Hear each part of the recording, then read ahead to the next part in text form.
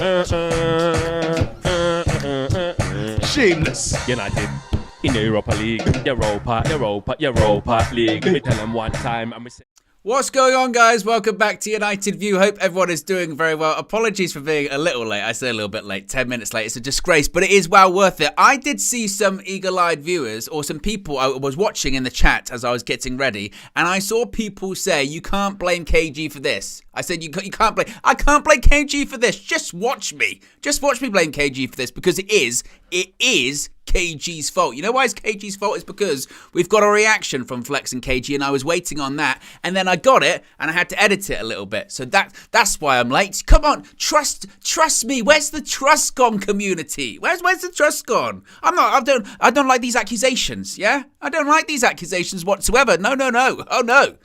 Don't you worry about that. Now, the dilemma I have is to play this reaction straight away without giving you the clips, because in addition to that, not just a reaction I was waiting on, we've got clip after clip after clip after clip after clip out of the press conference from Erik ten Hag over there in Barcelona ahead of tomorrow's massive Europa League playoffs tie at the Camp Nou. So it's up to you. It's up to you what you would rather have. Would you rather have the clips first, or would you rather have the reaction first? Would you rather have the clips of Ten Hag's quotes in context and then Flex and KG's reaction? It's up to you. I mean, we're a bit late, so it's up to you. I'll let the community decide what would they rather see. My feeling is that we have clips first and then we move into the reaction, so it makes a bit more sense. Let's do that. Let's get into the first question from the journalist Erik ten Hag. Here's what he had to say. Of course, he was joined by Luke Shaw as well, so some of them will be for sure, some of them will be for Ten Hag. Hi. You're still without three key players through injury, McTominay, Anthony and Anthony Martial. Do you expect them to be ready for the cup final, or is it likely to be longer? No, it looks good, I think. You have to hold it down, I think. This one? So, it looks good. I think they are on the way back. They're coming back on the training ground, individual. I think in the end of the week, maybe Scott can make the entree in the team. And after the weekend, we plan Anthony, but we have to see. They have to, of course, making the progress. So a bit of an update on some injuries and absences. Of course, we've got quite a few. When I was sort of waiting before the press conference started, I jotted down who was not available for tomorrow. We know Anthony Martial injured, Scott McTominay injured, Anthony injured, Christian Eriksen injured, Lisandro Martinez suspended, Marcel Sabitzer suspended. So we've got a lot of players missing. And when it comes to them possibly being back for the games after this, of course, we've still got that game against Leicester and the cup final. Positive news, I suppose, from Erik ten Hag saying that, look, McTominay, he could be back soon. Anthony, he's on his way back. But curious by the absence of mentioning him, no Anthony Martial. So no Anthony Martial. It doesn't look like he's going to be coming back anytime soon, certainly, does it? Of course, we know Martinez and Sabitzer, they're going to be available for the Premier League games. They'll be available for the next leg, but that's the latest when it comes to some absences. Also, by the way, Witterbird already doing a madness. Five-time, gifting 5 memberships. Yes, 5 new members of the United View Members Club. Remember, you can join the Members Club by clicking the link in the video description. It's also the pinned comment in the live chat. You get your badges, your emojis, and your exclusive members-only content. The names that were gifted so generously by Witterbird are Jason, King, Resmin, Nikhil, and Coco Black 420. What a name that is. Enjoy your memberships, and thank you very much to Witterbird, a long-time member and supporter of the channel, gifting and growing the community. The UV community is really at its best, certainly, isn't it? Do you want another clip? Do you want another question? Here's another question to Erik ten Hag. And you come up against playing Frankie de Jong, who became a terrific player for you at Ajax. What is it that makes him such a special player? So I think we had like a class in 2019. There was a team. It was with a lot of fascination, and he brings a lot of that fascination. And I think he develops in the years after here in Spain. He became even better. He's a fantastic player, playing out from the back. He always has time. And so it was a pleasure to work with. He's always very complimentary about Frankie de Jong, as one would expect. Several Frankie de Jong questions in this press conference, several topics relating to FDJ. Not the first one, and not the last one, certainly. Well, that was the first one, and there wasn't the last one. And that will continue, even after this tie, even after this fixture. That speculation linking de Jong to United will continue. As I mentioned, as I've said previously, my real feeling is that drama, that soap opera, that game of kiss chase that United were playing with de Jong in the summer, I think that will continue. I really do think that will start up again in the summer once again. I don't think that's over just yet. And be aware, because as I mentioned, it wasn't the only Frankie de Jong question. The other one was in Spanish, so didn't get the full question, certainly. But again, thought another question was about his qualities later on. And as one would expect, Ten Hag was speaking in glowing terms as well. Witterbird also says here, can we call me Vicky now? Absolutely we can, of course. Witterbird is Vicky from now on. I'm assuming that's your actual name. So shout out Vicky. Thank you to gifting all of the memberships as well. Again, long-time supporter of the channel. Really appreciate all of the support. Let's get into another question. As I mentioned, it wasn't just Erik Ten Hag in the press conference. There was also Luke de Shaw. There was also Luke Shaw in there as well. Let's get to another question. Obviously you're without Lisandro Martinez tomorrow through suspension. How big of a blow is that to you, and how confident are you that the guy next to you might be able to step up at centre-back against the likes of Lewandowski? We have many options, I think, in the squad to sort it out, and we can use Luke as a fullback and as a centre back. We have seen in the weekend he did both, and both he did very well. But we have in the centre half also very good other options, and they did also well. And we can choose by game what we prefer. Didn't want to give too much away there, did old Eric, but let's be honest, Luke Shaw, I think, is very likely to be starting centre-back tomorrow. I know, obviously, there are options, which he was saying. Yes, we do have other options. We have Harry Maguire. We do have Victor Lindelof. They could play there, but I think given what we've seen, particularly in the more recent big games, Luke de Shaw, could play centre-back, I think, and that's most likely going to be the situation. I think the back four is going to be Malacia left-back, Shaw as a centre-back, Rafael Varane centre-back and right-back. I do think that one's a bit more of a toss-up. I do think that could be between Aaron Wan-Bissaka and Diogo Dalot. I think maybe, just maybe... honestly, I think that one's a really difficult one to call. I really, really do. I think that's a challenging one. What do you think? Is that the one you would go with? Dalot or Wan-Bissaka? You know what? I honestly think I might go with Aaron Wan-Bissaka. Just given the recent form, given that there's going to be a lot of one-on-one duels, but at the same time, I think defensively, in terms of a shape, Dalot holds better shape than Wan-Bissaka, and the shape might be so vital, because I don't think we're going to dominate possession as to how we would usually like, or Erik Ten Hag would usually like. So there is going to be a lot of sitting back, I think, and there is going to be a lot of, again, holding a specific shape. But that's a tough one, certainly. It really is.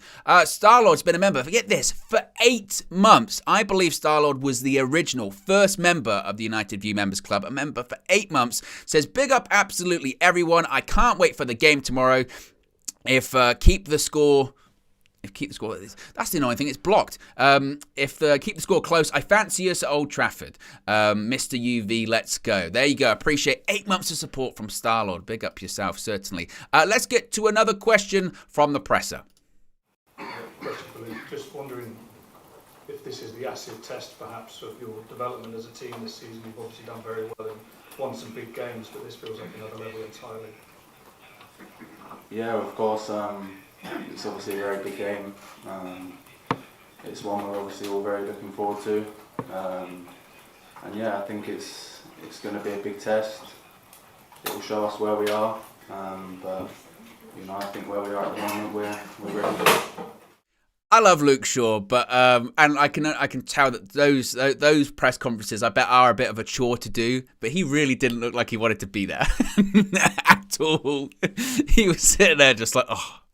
It felt like when whoever gets picked to do it, like it's in a hat and they draw straws, it comes out Luke Shaw. Oh, Sure, it's drawn the last straw. It rhymes. It works.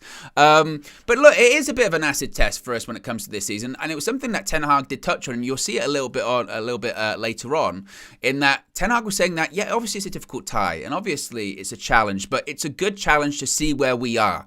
You know, if we realistically think about it, United don't have a lot to lose in this tie. They don't. I don't think many people expect them to beat Barcelona, honestly. And if we go to the Nou Camp or Camp Nou, to Spotify Camp Nou, and we lose, and they go back to Old Trafford and we don't get the job done, I don't think anyone will begrudge Manchester United. I think it'll be a case of, okay, you know, Barcelona top of La Liga, expected to win the league this season, and United can focus on the Premier League, the Carabao Cup, and the FA Cup, and we can focus on qualifying for the Champions League next season. If we do get a result in Barca and we do go through, then it's like, wow, this United side's really something. They're absolutely firing on all cylinders. What can't they achieve this season? So I think United are in a really good position, honestly, in terms of, again, yes, it's an acid test for where we are, but at the same time, it's not the end of the world, I don't think, if it doesn't work out, because I think Barca are expected to get the job. I think the pressure's more on Barca than opposed to Manchester United, honestly. And it's going to be fascinating to see where we're at. Let's get another clip from the presser. What you've done at United, because it was a very difficult club to transform. What do you make of his comments, and what do you think of the job he's doing with Barcelona? I think Barca is also a very difficult club. And I think Barcelona, in this moment, is playing its best football since several years. But I think it's in the mind of and the inspiration of Johan Cruyff. Still, you feel it here, and you can see, if you see the game of Barcelona, you see the way of play, and that is the inspiration of Johan Cruyff. It was interesting, and that was Melissa Reddy with the question there from Sky Sports. And if you just missed the sort of start of it, essentially where it came from is that earlier on in the day, Xavi had done his press conference, and he was very complimentary about Erik ten Hag, saying that he thinks that he's done a really good job, and Manchester United's not an easy job, and he's turned Manchester United into an attacking side, playing good football, and a side that's a real tough opponent. They're always a tough opponent, but he was very complimentary of Erik ten Hag. So naturally, the follow-up was, okay, so how do you think he's doing at Barcelona? And again, he's not lying there. He's not wrong. It's a really difficult job. It's a really challenging job that Xavi has, considering the circumstances they found they're in post Lionel Messi, the financial situation, the expectation that's there. And let's face it, they're top of the league. They've lost one game this season or something like that. The amount of goals they've conceded in La Liga is in single figures. So, of course, he's doing a fantastic job. He probably should. The expectation's massive on him because he was backed heavily in the summer, as was Erik ten Hag, I suppose, as well. I would argue that the job for Erik ten Hag was more difficult, I would argue, than Xavi, considering that the pieces that were there, and you could argue the league difficulty is a little bit different. And Barcelona still, despite not being at their peak the last few years, they've still been there or thereabouts, haven't they? Yes, they haven't been winning titles, but they've still been there or thereabouts. Manchester United have been far off it for a really, really, really long time. And yes, Barcelona didn't have a great season last season, but they still finished. They finished second in the end, miles off it. Manchester United finished sixth last season, and we were lucky to. And he came into a fractured dressing room, and the club's in the process of being sold, and the Cristiano Ronaldo situation, and all of the above.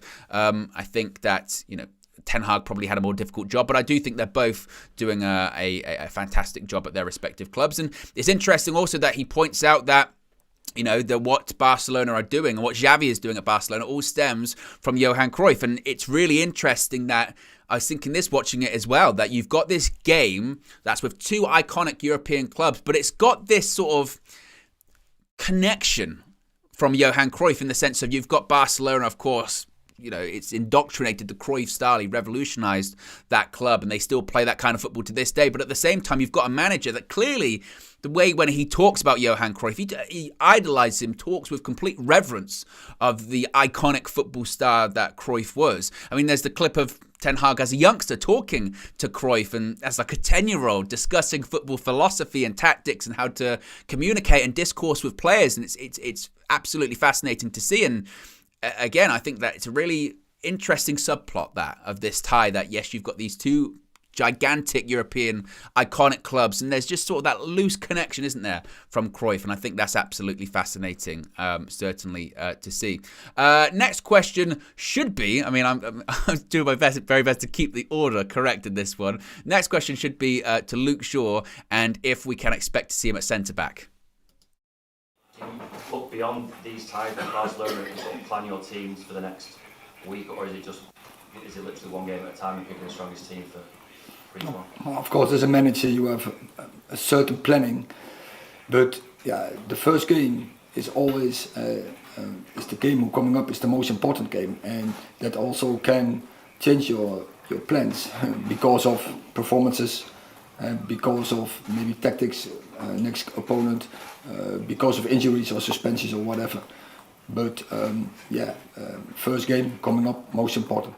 I remember why it wasn't that Luke Shaw one now, because it was a very, very short answer. That's why I remember I skipped that one. Basically, the question to Luke Shaw was, can we expect to see you at centre-back tomorrow? And he said, quote, to be honest, I'm not sure yet. We'll have to wait and see until the team's name. That was it. It was very, very, very short. Very short. So that's why. The question that we got there was that, obviously, look, big tie, big game, but there are also a lot of big games on the horizon for Manchester United at the moment. Again, we've got the other game against Barcelona. We've also got the Leicester game, which is very important with the Premier League. It'll be interesting to see what happens tonight as well.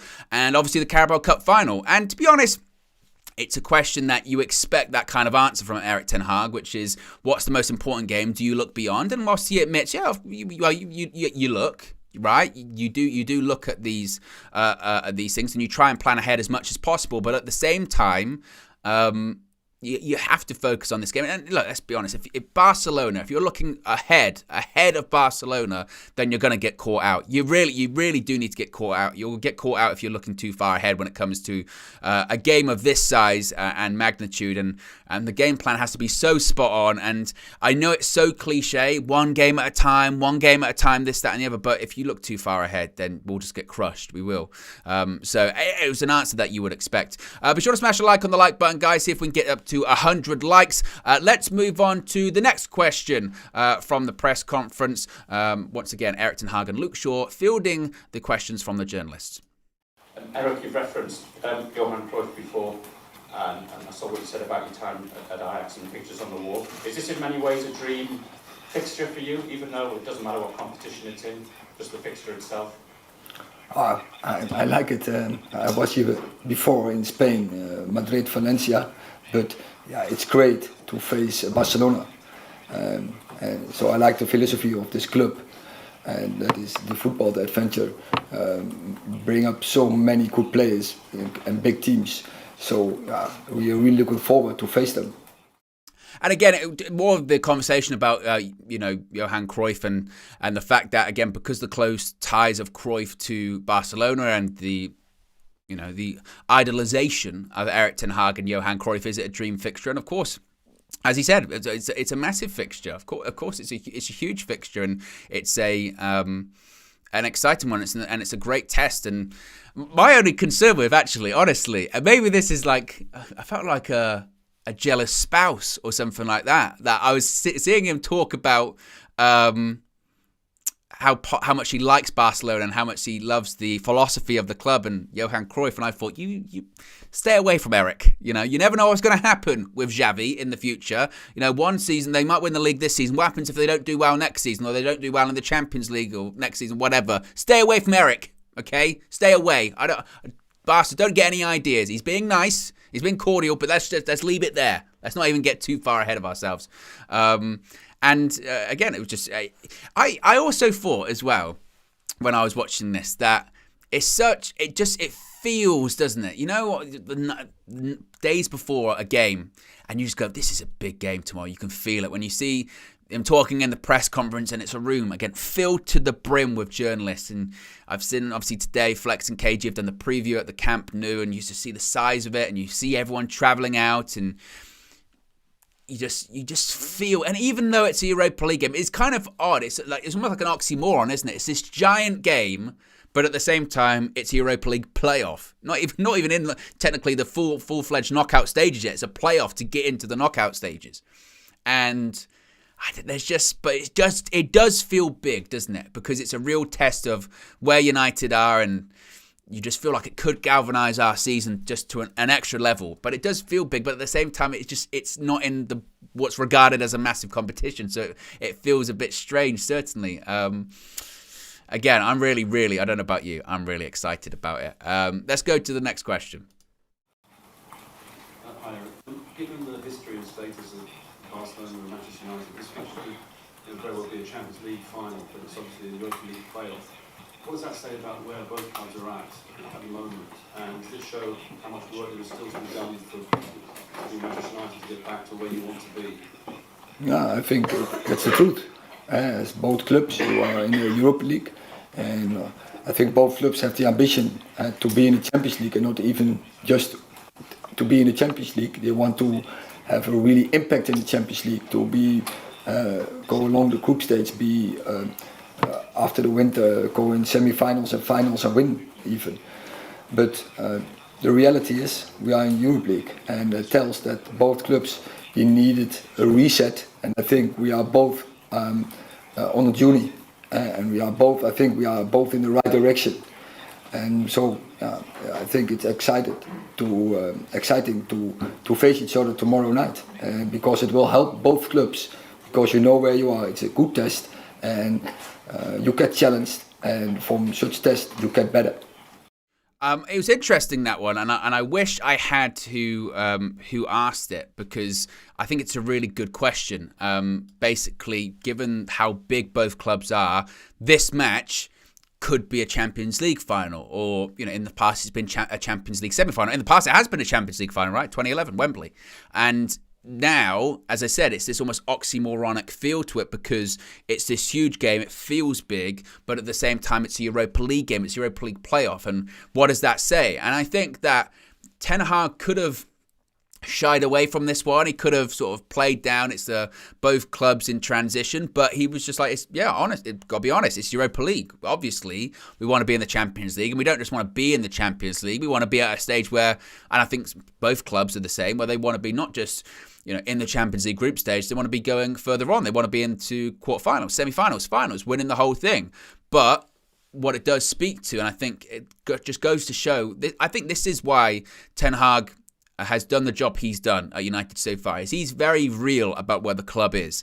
And I think he's probably in his mind, he probably wouldn't say this, but he's almost acknowledging that we're quite far ahead of schedule in what probably he thought. This club needed a reset, as he said. Both clubs needed a reset, and they're both on a journey, heading in the right direction. It's exciting to face both, and it is a challenge, and it's a challenge that we should both be excited about. But given where we are, and in this competition, it does speak to where they are. I mean, not less so Barcelona, more so us, honestly, because Barcelona, they dropped out of the Champions League. They had a difficult group. They had Bayern Munich and they had Inter Milan in their group.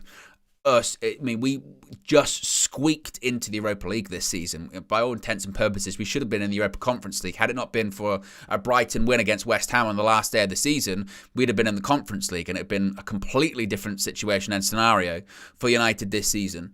So I think that it speaks more to us as opposed to Barcelona, but he's right. It's still about a reset in the journey that we're on. Vicky says, see, got it right. Varane and Casemiro be proving a point tomorrow. Yes, of course. They both returned to Spain. Casemiro for the first time since his departure from Real Madrid at his old rival in Barcelona, certainly. So that's going to be interesting as well. Let's get to some more questions. I believe these are the Spanish questions, so we just got some responses from Ten Hag here. It's very clear when you see the stats of Barcelona, that is impressive, but I think they defend well, but I think their biggest skill is that they have so many possession, and that's so. I refer to Johan Cruyff. Johan Cruyff, one of his big sentences was, when you have the ball, the opponent doesn't have the ball, and they can't score.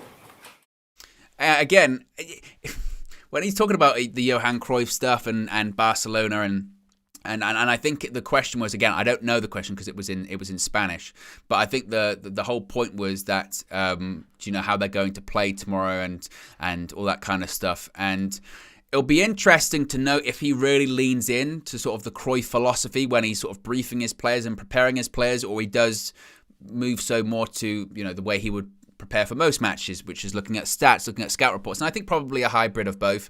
But as I said earlier on, I think it's going to be a situation whereby Barca will dominate the possession tomorrow, even though we've kind of moved to the point where we're doing better and better when it comes to possession. I still do think Barca at home, certainly they'll dominate the possession, but I think that might actually help us with our game plan, because we still can play on the counter-attack, because we've played like that for so many years, and we have played like that already this season. I think at home against Arsenal, away against Arsenal, I think at home to Liverpool earlier on in the season too. And I think that, again, that can be to our benefit tomorrow, certainly as well. So again, I think that it's going to be interesting to see how we set up tactically tomorrow as well. Let's move to our next question. Again, I think this was another one in Spanish. One thing, what is true, that is, I think is objective, that the Premier League is high intense football. But I think also the La Liga is a really strong league, and there are many good clubs in. And also I think La Liga is a high intense league. So I think I don't think there will be a big difference between the two teams on that fact. It was interesting because when they talk about physicality, and there's always a lot of discussion when it comes to La Liga and it comes to the quality of the Premier League and all that kind of stuff. Obviously, the Premier League is a stronger and broader league than La Liga, right? In the sense of there are the strength in depth, I think, is higher. But La Liga, in terms of quality teams, not so much now, but I would say for the last, last 4 or 5 years, they've had strong teams. I mean, historically, when English teams, and not so much again in the more recent years, but historically when English teams have faced Spanish sides in Europe, we don't do very well. United historically haven't done great facing off against Spanish teams, and it's this, and that's the same for a lot of English sides as well. Again, I think the Premier League obviously is the better league. But it has physicality and intensity in its own way. Maybe the Premier League's more intense in terms of, again, the pace of the game. Certainly is faster than a La Liga game. But in terms of physicality, I would argue that La Liga can be just as physical. It can be nasty. Really, really nasty. With some of the tackles and some of the hijinks that go on off the ball, certainly. And I think tomorrow will be a physical game, certainly, as well. Next question, as I mentioned, there were several questions about Frankie de Jong. Here was another one from a Spanish journalist, I think asking about the qualities of Frankie de Jong and what he would bring to any side that potentially signed him. I don't know if we want him. No, but Frankie is an incredible good player, and for every club in the whole world, he will strengthen the squad because he has a unique quality. And so if you can get him in your squad, your team will be stronger. So if you can get him in your squad, your team will be stronger. Oh, messages from Erik ten Hag. I am convinced of it. Come back to this in the summer. I am convinced of it. Not that we'll sign Frankie de Jong, because I'm not sure that we will, but we'll go for him. I really, truly believe that we'll go for Frankie de Jong again. I think that we'll try and approach it. Certainly, I don't think we should take as much time on it as we did last summer, but I think that there might be a situation, honestly I do, whereby they touch base again. This time it's a little bit different. He goes to Frankie and says, hey, this time we're in the Champions League. Who knows what we're going to do in the Premier League, but we're in the Champions League this time. We have more money. In terms of new owners. The new owners might really push for it as well. Those deferred payments, forget about that, mate. Forget about that. Oh, we'll give you 2-3 times that just to sign on with us. So I think things could and will look a lot different come the summer. And I think we'll go after him again. And I don't think it'll be as protracted. And I think that if it's a no again, it's a no, we move on.